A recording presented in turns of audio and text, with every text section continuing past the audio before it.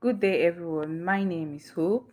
I'm here to share some of the lessons I learned from Mass Indoctrination Day 2.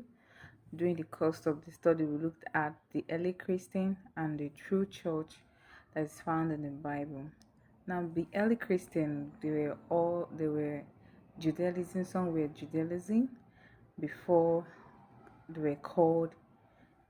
During the course of the study, the preacher let us know that they were all called into one body which has one spirit, and that body is the church.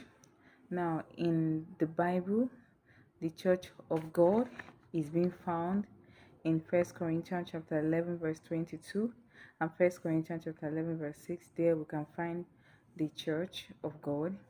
Now, the church of God has already existed, and also therefore we as believers, as true believers, once we have known the doctrine, it is a good thing for us to join. And now, when we look at joining the church from the Bible, we should be able to join what is in the Bible, because the Bible is the truth. The Bible is where we have the true doctrine of God. Then in the Bible, the church that is found is the church of God. And in the book of Acts 20, verse 28, members of the church of God are not contentious, and therefore the bishop then, during the early Christian bishop then, were overseers of the early church of God. Therefore, as a member, as a true believer, we are to join. We are not to go open other churches. And of course, in the book of Isaiah chapter 43 verse 7, there it said, whatever that is called by God, whatever that is called by God's name, and whatever it is for his glory should be called by the name of God. That is, we are not to go open church, we are not to go get into churches that does not have the name of God in it. Whatever that is called by God, whatever that belongs to God should be called by God's name. And that was what the preacher was trying to explain to us. The church of God was purchased by Christ with his blood. With his blood, therefore, we are all to join. We are to join. And joining the church is only when we have received the word of God, when we have received the gospel, when we are ready to keep to the word of God, when we are ready to keep to the when we are ready to put it into practice. That is the way we can join through baptism. Through baptism. In the Bible book of John chapter 12 verse 48, there God has commanded us to join the church, and if we reject God, if we reject his word, we have automatically rejected God.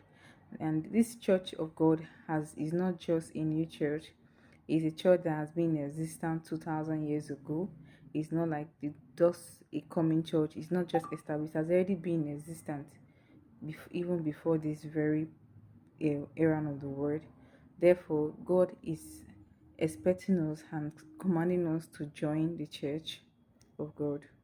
Also, in the book of Ephesians chapter 3 verse 6, the preacher there let us know that we are Gentiles, and as Gentiles we are members of same hill and same body, which is the church of God. Every one of us, we are all Gentiles. Also, in the course of the study, the preacher was trying to let us know that the church was established by Christ, and joining the church is accepting the gospel. Now, the gospel is one way which we can accept the gospel is not by raising our hand or by mere confession. Now, the gospel first is the word of truth, the word of God that has the true doctrine of God. Therefore, accepting the gospel is studying it, knowing it, and putting it to practice, keeping it in our heart, obeying every one of the word out of the gospel. That is accepting the gospel, and through that way, God can accept us. Thank you so much. These are many more we also learn from that day, mass indoctrination. Thank you so much for listening. God bless you. Also, the mass indoctrination is still in continuation. If you have the chance, you can join any of the session. God bless you.